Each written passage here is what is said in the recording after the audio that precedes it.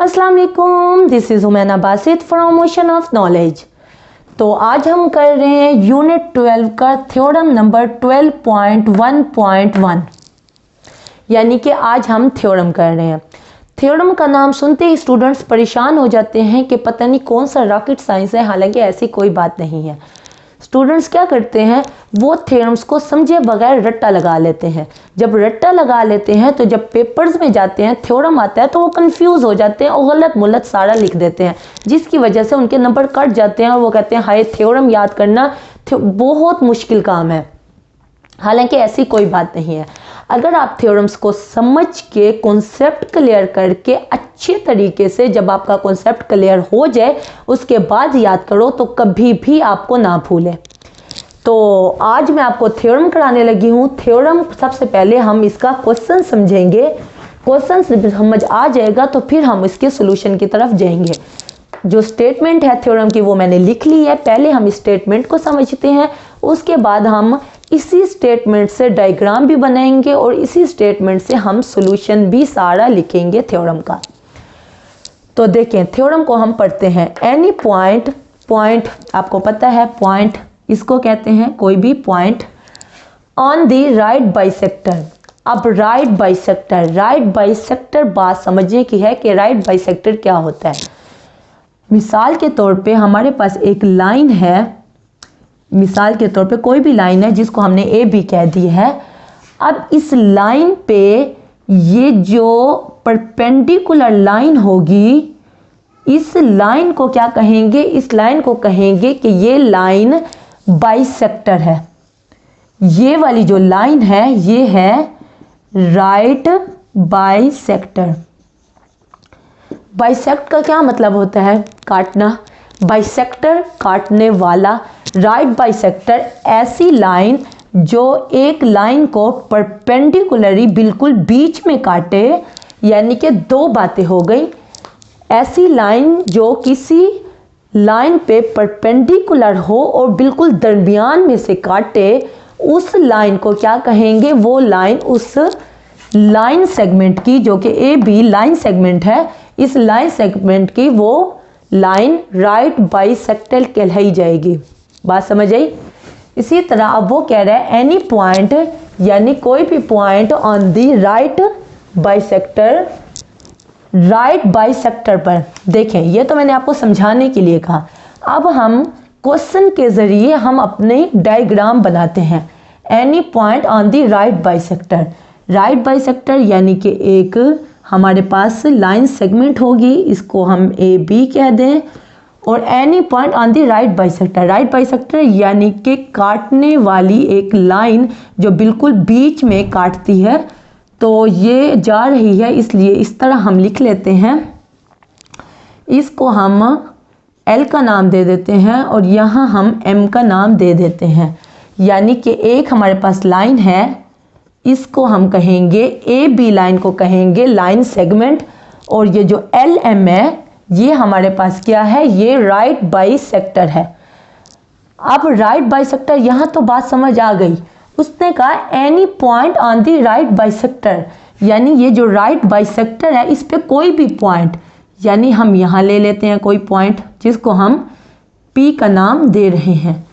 Any point on the right bisector of a line segment, यानी कि A B का, is equal distance. देखें, पढ़ते ही आपको पता चल रहा है इक्वल डिस्टेंस का क्या मतलब है।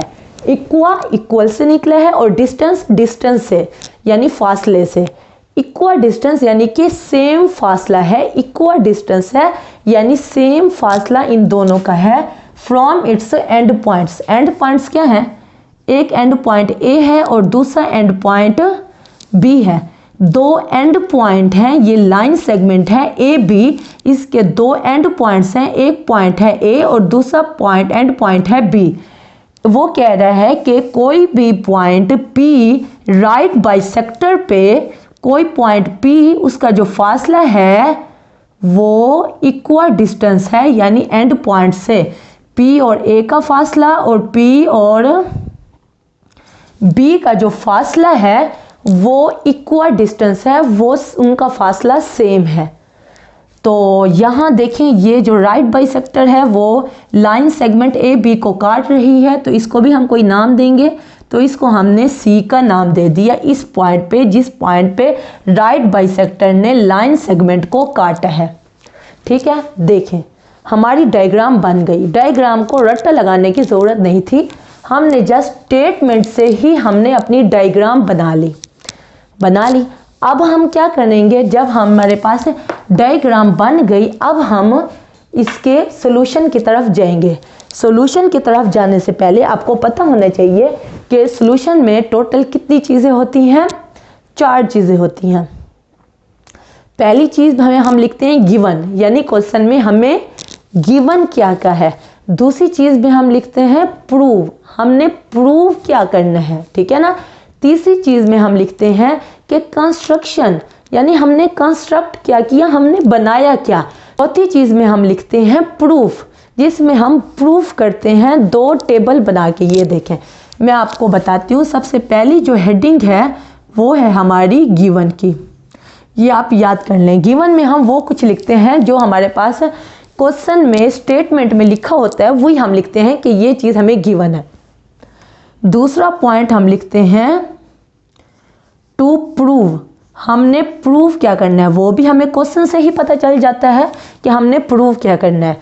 उसके बाद हम लिखते हैं कंस्ट्रक्शन, यानी कि कुछ तो हमने खुद भी कंस्ट्रक्ट किया, कुछ तो हमने खुद भी बनाया, ये आ जाता है कंस्ट्रक्शन में।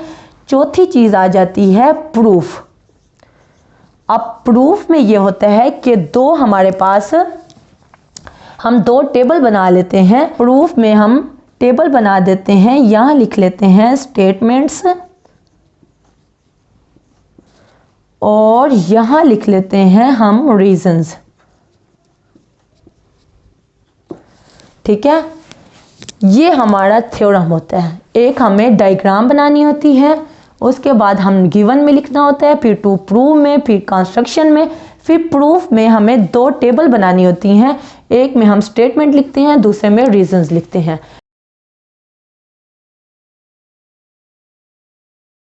ओके, अब मैंने ये सारा लिख लिया है ताकि आपका टाइम ज़ाया ना हो, जस्ट मैं आपको समझा सकूं। देखिए मैंने अभी आपको बता दिया था 4 हमने पॉइंट लिखने होते हैं। पहला गिवन, दूसरा टू प्रूव, तीसरा कंस्ट्रक्शन, चौथा प्रूफ, जिसमें हमें 2 टेबल बनानी होती हैं। ये सारा कुछ लिख लिया, अब मैं आपको समझाती हूँ। देखें गिवन में हम वो सारा लिखेंगे जो हमें गिवन है क्वेश्चन में। हमने क्या लिखा है, अ लाइन LM, एक लाइन, यानी कि ये लाइन जिसको हम कहते हैं right bisector, a line LM intersect, यानी काटती है। A line LM intersect the line segment AB, यानी ये लाइन सेगमेंट AB को, ये जो लाइन है ये इंटरसेक्ट कर रही है किस पे, एट द पॉइंट C, यानी कि इस पॉइंट पे जो लाइन है LM राइट बाइसेक्टर, वो काट रही है लाइन सेगमेंट AB को C पॉइंट पे, एट द पॉइंट C। ये तो गिवन है। सच डैट, किस तरह जो LM है, ये जो LM है वो परपेंडिकुलर है। ये देखिए ये परपेंडिकुलर का साइन है, देखिए ये परपेंडिकुलर का ही साइन है। LM जो है वो परपेंडिकुलर है AB पे। देखें अब आप कहेंगे LM के ऊपर इस तरह का साइन लगा हुआ है और AB के ऊपर ये साइन लगा हुआ है। इस साइन का मतलब है कि ये जो लाइन है वो अनलिमिटेड है, यानी कि इसका ख़त्म नहीं हो रहा। देखें ये जो लाइन है LM, इसके ऊपर भी मैंने यही निशान लगाया है, इसका मतलब है ये लाइन ख़त्म नहीं हो रही। लेकिन ये जो लाइन सेगमेंट है वो इस पॉइंट A से लेके इस पॉइंट B तक है, इसलिए AB के ऊपर जस्ट ये लाइन आई है जो कि ख़त्म हो रही है यहाँ से लेके यहाँ तक AB। और ये जो LM है इसके ऊपर इस तरह की लाइन आई है जो कि ये देखें ये बनी हुई है LM के ऊपर कि ये ख़त्म नहीं हो रही। ठीक है ना। अब उसने कहा LM जो है वो परपेंडिकुलर है, LM जो है वो परपेंडिकुलर है AB पे, एंड जो AC है, जो ए सी है ये बराबर होता है, इसका मतलब होता है तकरीबन तकरीबन ए सी जो है वो बराबर है बी सी से, यानी ए सी जो है वो बराबर है बी सी के। और आपको पता है ये परपेंडिकुलर है, तो इसका मतलब है यहाँ एंगल 90 का होगा और यहाँ एंगल भी 90 का होगा। ये 90 के एंगल को जाहिर करती है, यहाँ एंगल 90। आप लिखना चाहो तो लिख लो, अगर नहीं लिखते तब भी ठीक है ना। ये आपकी डायग्राम है। डायग्राम भी मैंने इसी स्टेटमेंट से बनाई है और गिवन में भी यही हमारे पास डायग्राम को देख के हमने गिवन में सारा कुछ लिख लिया है बी से। अभी ये नीचे भी मैंने लिखा है, ये भी गिवन में है, P is a point on LM। P जो है वो LM जो है उस पे पॉइंट है, ठीक है। यानी गिवन में हमने सारे का सारा कुछ लिख लिया है। हमने गिवन में क्या लिखा है कि ये जो राइट बाइसेक्टर है, जो लाइन है हमारे पास LM की, वो काट रही है लाइन सेगमेंट को, जो कि AB है, उसको काट रही है किस पॉइंट पे, C पॉइंट पे। ये बात हमने कह दी। फिर हमने कहा कि इस तरह काट रही है कि जो A और C का फासला जो है, A और C का जो फासला है वो बराबर है तकरीबन BC के फासले से, और LM जो है वो परपेंडिकुलर है AB पे। और आखिरी जो बात हमने लिखी है वो ये लिखी है, P is a point on LM। P जो है वो पॉइंट है LM पे। यानी कि डायग्राम हमने इस स्टेटमेंट से बनाई है और इस डायग्राम से हमने गिवन में जो कुछ लिखना था वो लिख लिया, ठीक है। तो अब गिवन, सारा मुश्किल काम तो गिवन का था क्योंकि काफ़ी लंबा लिखा हुआ था, तो ये आपको अच्छे तरीके से कॉन्सेप्ट क्लियर हो गया और आपको याद भी हो गया कि हमने डायग्राम को देखना है और जो जो पॉइंट हमें पता चलेगा वही बात हमने गिवन में लिख लेनी है। उसके बाद जो दूसरा स्टेप है वो है टू प्रूव।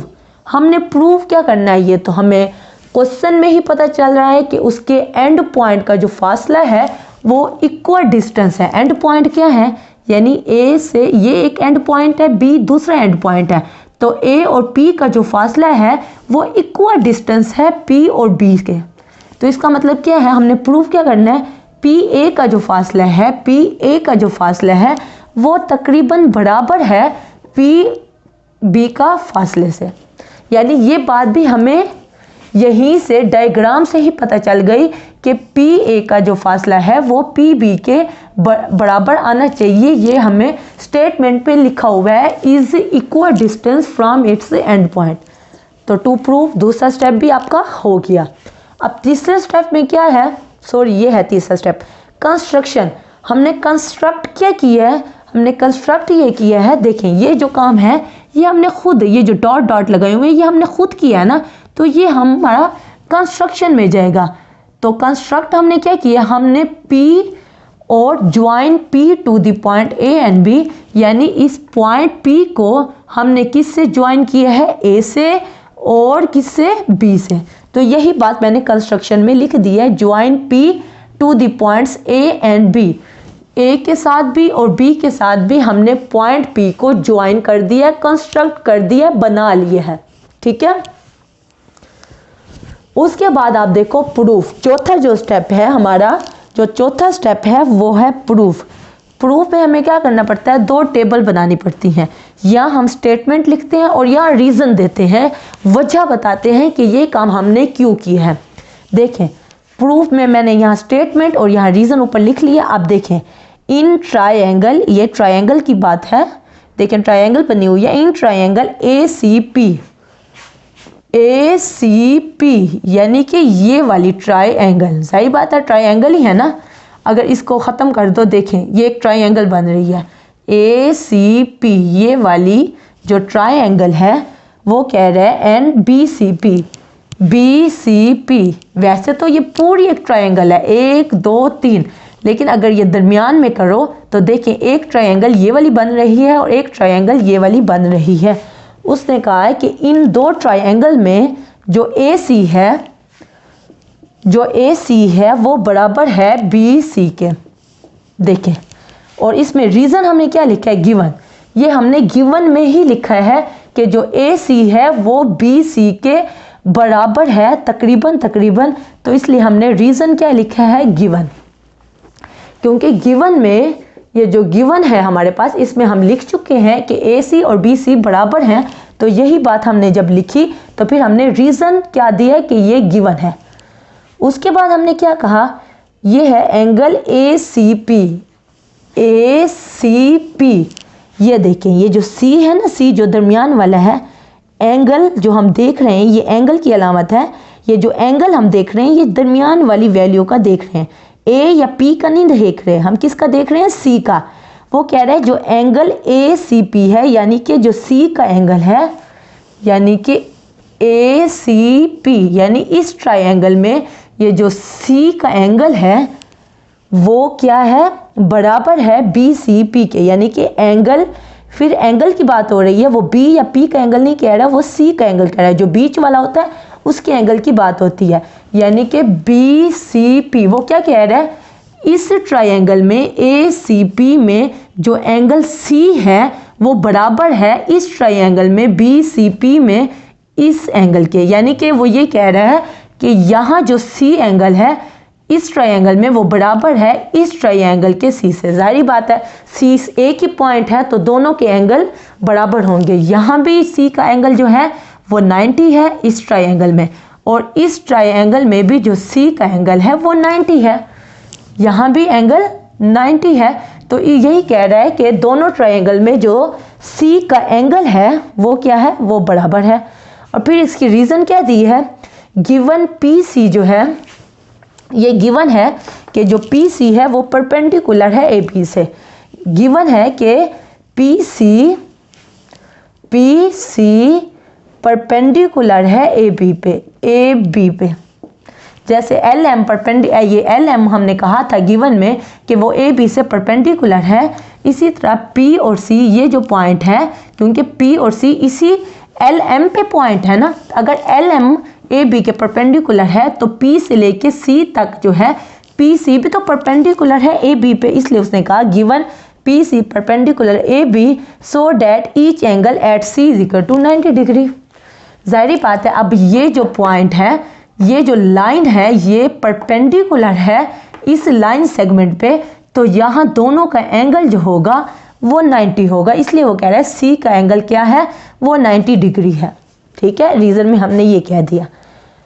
अब आगे क्या क्या है, PC यानी कि P और C, PC बराबर है PC के। जाहिर बात है ये PC देखें, इस ट्रायंगल में भी PC है और इस ट्रायंगल में भी PC है, तो वही कह रहा है ये जो PC है ये दोनों में क्या है, कॉमन है ना। देखें दोनों में कॉमन है, यहाँ हमने रीज़न दी है कॉमन है, तो PC बराबर है PC से, PC बराबर है PC के। तो ये बात हमने जब रीज़न में लिखी तो हमने लिखा कॉमन, जाहिर बात है कॉमन है इसलिए बराबर है। फिर अब इन 3 डॉट्स का मतलब होता है देयरफॉर, यानी कि इसलिए, यानी क्योंकि PC कॉमन है और PC आपस में बराबर है, तो इसलिए ट्रायंगल ACP बराबर है BCP के। जब ये बराबर है तो इसका मतलब है ये जो पूरी ट्रायंगल है वो बराबर है इस पूरी ट्रायंगल के। ठीक है, यही कह रहा है ट्रायंगल ACP जो है वो बराबर है ट्रायंगल BCP के, क्योंकि SAS पोस्टुलेट, इसकी वो रीज़न बता रहा है क्योंकि SAS पोस्टुलेट है इसलिए ये दोनों ट्रायंगल्स बराबर हैं। तो बस उसके बाद उसने कहा हेंस हमने ये प्रूव कर दिया कि PA जब दोनों ट्रायंगल्स बराबर हैं तो इसका मतलब है कि दोनों के ये जो हाइपोटेन्यूज हैं, यहाँ से लेके यहाँ तक इस ट्रायंगल का और यहाँ से लेके यहाँ तक ये दूसरी ट्रायंगल के जो हाइपोटेन्यूज हैं वो भी बराबर हैं, इसलिए उसने कहा हेंस PA बराबर है PB के, क्योंकि corresponding sides of congruent triangle, जब दो कॉन्ग्रुएंट ट्रायंगल्स होती हैं, एक जैसी ट्रायंगल्स होती हैं, उनके जो साइड्स होते हैं वो बराबर होते हैं। ये बात हमने रीज़न में लिखी है, तो ये बात हमारी प्रूव हो गई कि PA बराबर है PB के, PA बराबर है PB के, और हमने यही बात हमने प्रूव करनी थी। तो हमारा थ्योरम 12.1.1 हो गया है। तो मैंने बड़ी डिटेल से करवाया ताकि आपका कॉन्सेप्ट क्लियर हो। अगर आपका कॉन्सेप्ट क्लियर हो गया है तो डैट इज़ वेरी गुड। अगर क्लियर नहीं हुआ तो अगर कोई कन्फ्यूजन है तो आप नीचे कमेंट में पूछ सकते हैं, मैं उसका आंसर कर दूंगी। तो उम्मीद है आज का लेक्चर आपको पसंद आया होगा। अगर आप मेरी वीडियो पे नए हैं चैनल को ज़रूर सब्सक्राइब करें और वीडियो को ज़रूर लाइक करें। इंशाल्लाह फिर मिलते हैं नई वीडियो के साथ। अल्लाह हाफिज़।